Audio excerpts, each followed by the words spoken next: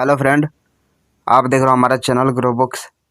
तो अगर आप हमारे चैनल पर नए हैं तो प्लीज़ हमारे चैनल को सब्सक्राइब कर लीजिएगा। तो चलिए आज हम फिर से आपके लिए नई बुक लाए हैं, जिस बुक का नाम है a general theory of love. इसका मतलब प्यार होने के पीछे का साइंस। इनका लेखक का नाम है थॉमस लेविस। तो चलिए बुक को आपको दो लफ्ज़ों में बताते हैं। A general theory of love में हम देखेंगे कि साइकोलॉजी में प्यार को किस नज़र से देखा जाता है। प्यार का टॉपिक अब तक सिर्फ शायरों के लिए और कहानी लिखने वालों के लिए रिजर्व था और साइंस ने इसे काफ़ी समय से हाथ नहीं लगाया था। यह किताब बताती है कि साइंस के हिसाब से प्यार क्या है और यह क्यों होता है। यह बुक किसके लिए है? वे जो साइकोलॉजी के स्टूडेंट हैं, वे जो प्यार को साइंस की नज़र से देखना चाहते हैं, वे जो जानना चाहते हैं कि हमें प्यार क्यों और कैसे होता है। अध्याय नंबर 1, यह किताब आपको क्यों पढ़नी चाहिए। प्यार होना कितना अच्छा लगता है। बहुत से लोगों को यह लगता होगा कि प्यार के इतने खास एहसास के पीछे ज़रूर कोई जादुई चीज़ होती होगी। यहाँ तक कि कुछ शायर प्यार को जादू ही कहकर बुलाते हैं। लेकिन क्या आपने कभी सोचा है कि साइंस की नज़र में प्यार क्या चीज़ है और यह क्यों होता है। यह किताब बताती है कि प्यार में हमारे दिमाग में किस तरह की हरकतें होती है। यह किताब हमें बताती है कि साइंस की नज़र से देखने पर प्यार कैसा दिखाई देता है।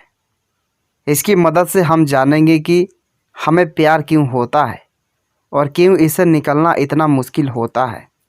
इस बुक को पढ़कर आप सीखेंगे हमारे दिमाग में भावनाओं का विकास किस तरह से होता है, दिमाग के कौन से केमिकल्स प्यार की भावना पैदा करने के लिए जिम्मेदार हैं, दिल टूटने पर कुछ लोग खुद को नुकसान क्यों पहुंचाने लगते हैं। अध्याय नंबर 2, हमारे दिमाग का विकास हमारे वातावरण के हिसाब से हुआ था। 450 BC के दौरान एक हिप्पोक्रात नाम के शख्स ने दिमाग के बारे में बताना शुरू किया। उन्होंने कहा कि प्यार और दूसरी भावनाएं हमारे दिमाग की उपज है और हम जो भी सोचते हैं वो अपने दिमाग की मदद से सोचते हैं। उनके यह बताने के 2000 साल के बाद आज हम मशीनों की कुछ स्टडीज़ की मदद से दिमाग के काम करने के तरीके समझ पा रहे हैं।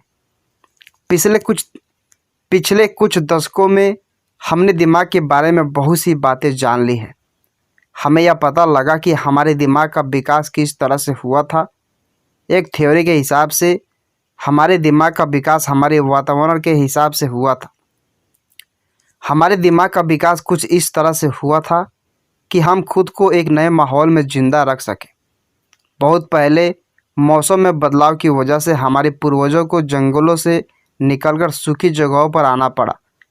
इस तरह के माहौल में जिंदा रहने के लिए हमें खुद को शिकारियों से सुरक्षित रखना था और खाने का इंतज़ाम करना था।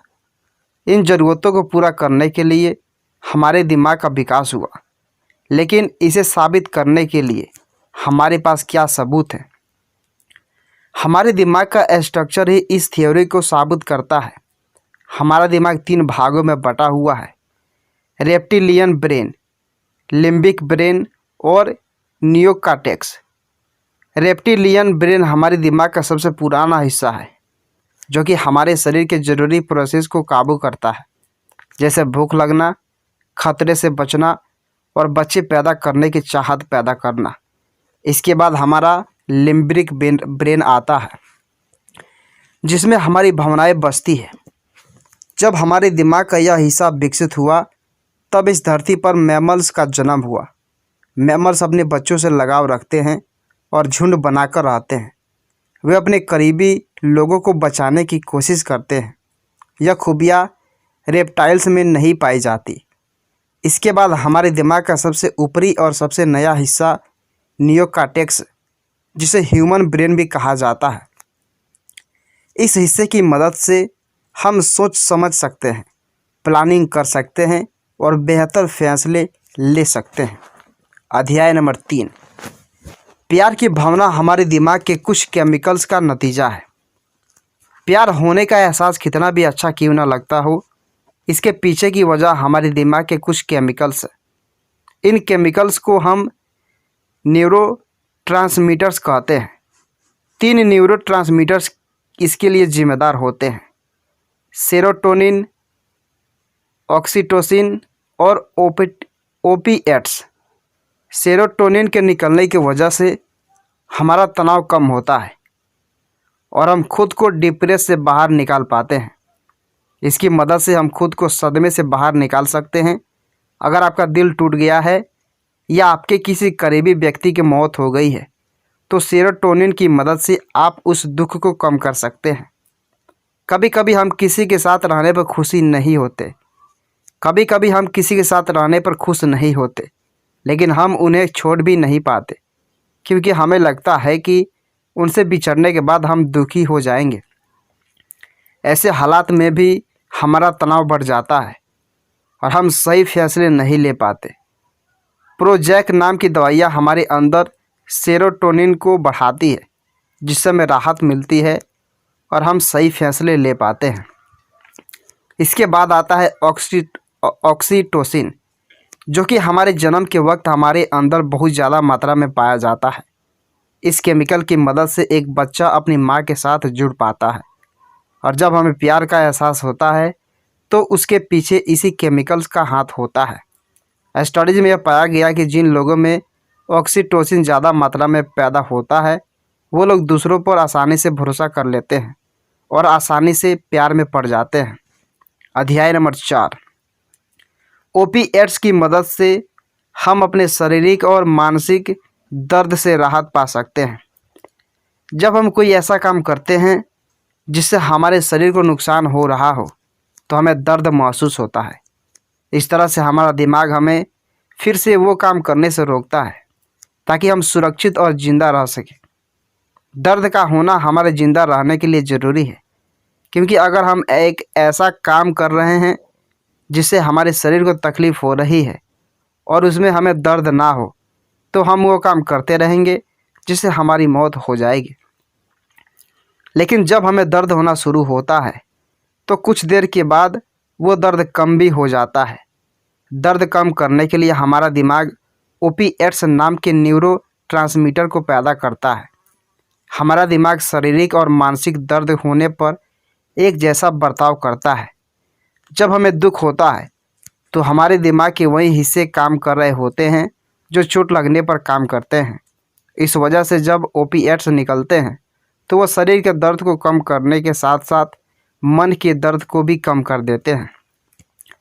जब मैमल्स के लिम्बिक ब्रेन का विकास हो रहा था तो उन्हें अपने करीबी लोगों के मर जाने पर बहुत तकलीफ महसूस होती थी, क्योंकि हमारे दिमाग को ओपिएट्स का इस्तेमाल करके शरीर के दर्द को कम करने की तकनीक पहले से पता थी। उसने यही तरीका दुख से होने वाली तकलीफ को कम करने के लिए भी अपना लिया। लेकिन ओपिएट्स तब ज़्यादा मात्रा में निकलते हैं जब हमारे शरीर को चोट लगती है।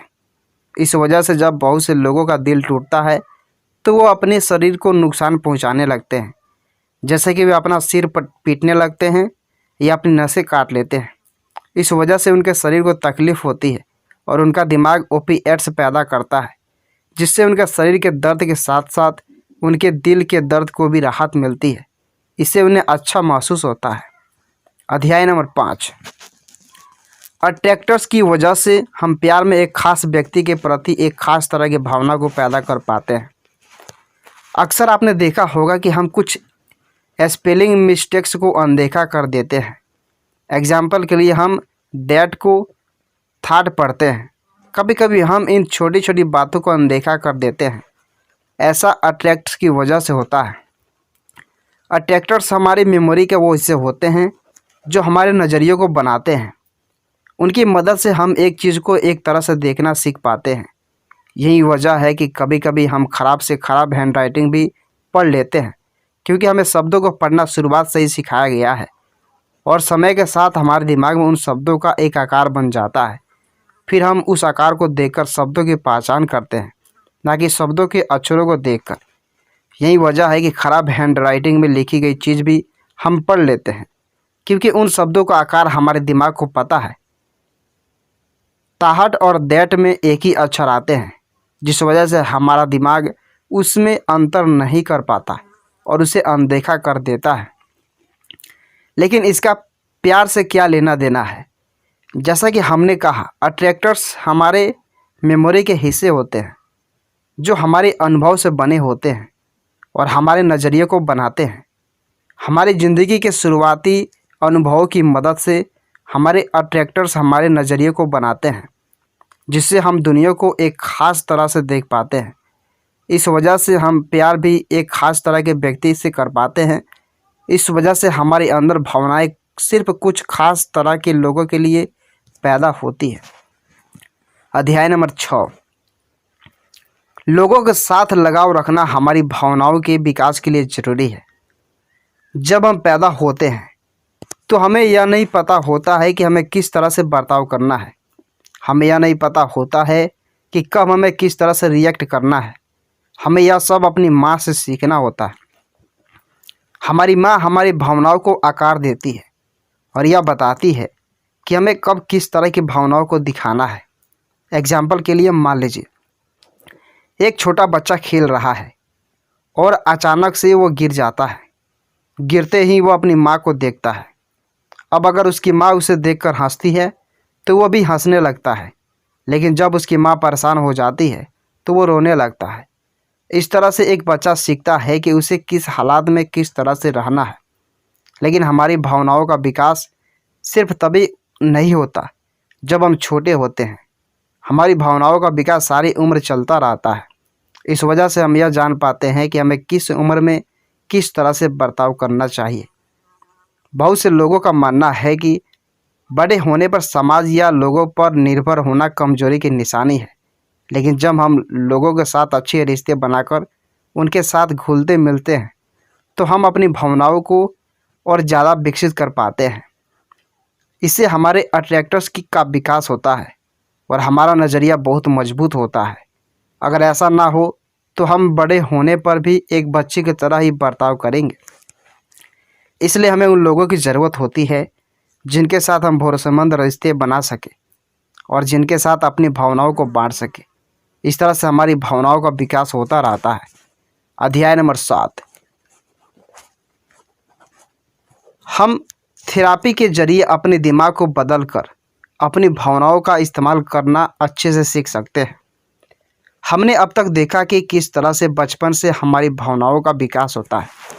अब हम देखेंगे कि अगर किसी को बचपन के एक माँ का प्यार ना मिला तो वो किस तरह से समाज के साथ अच्छे रिश्ते बना सकता है।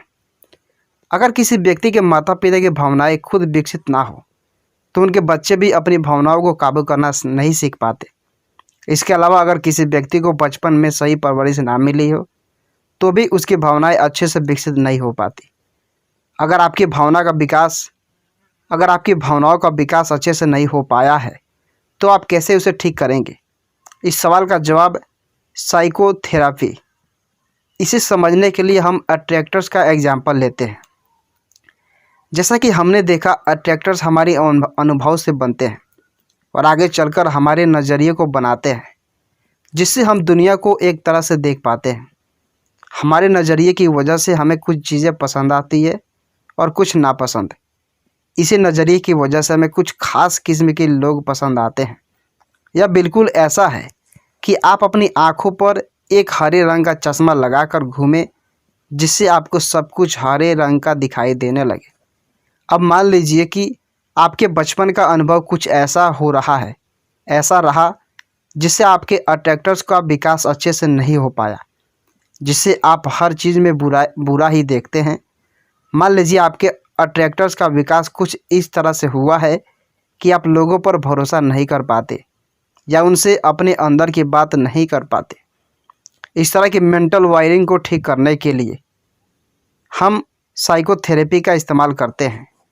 इसकी मदद से हम अपने अट्रैक्टर्स के नेटवर्क को ठीक कर पाते हैं और दुनिया को इस नज़रिए से देखना शुरू करते हैं, जिससे हमारे रिश्ते बन सके।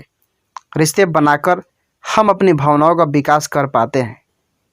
साइकोथेरेपी करने के बहुत से तरीके हैं और अलग अलग साइकोलॉजिस्ट अलग अलग तरीक़ों को सबसे अच्छा मानते हैं, लेकिन उन सभी तरीक़ों का मकसद एक ही होता है, आपको इस काबिल बनाना कि आप लोगों से बेहतर रिश्ते बना सकें। अध्याय नंबर 8। फिल्में हमारे दिमाग में प्यार की गलत परिभाषा को डाल रहे हैं। प्यार अंधा होता है या नहीं, यह तो हमें नहीं पता, लेकिन प्यार हमें अंधा जरूर बना देता है। प्यार में होने पर हमारे अंदर यह 3 भावनाएं पैदा होती है। सबसे पहले हमें यह लगता है कि हमारा पार्टनर बिल्कुल परफेक्ट है और अब हमें उसके अलावा किसी से प्यार नहीं होगा, जबकि हमें पूरी ज़िंदगी में सिर्फ एक व्यक्ति ही पसंद आए यह ज़रूरी नहीं है। इसके बाद हमें जिससे प्यार होता है उसी के साथ रहने का मन करता है, लेकिन समय के साथ यह भावना गायब होने लगती है और तब हम यह सोचते हैं कि कहीं हमारा प्यार ख़त्म तो नहीं हो रहा है। अंत में हम हर उस चीज़ को अनदेखा करने लगते हैं जिसका हमारे प्यार से कुछ लेना देना नहीं होता।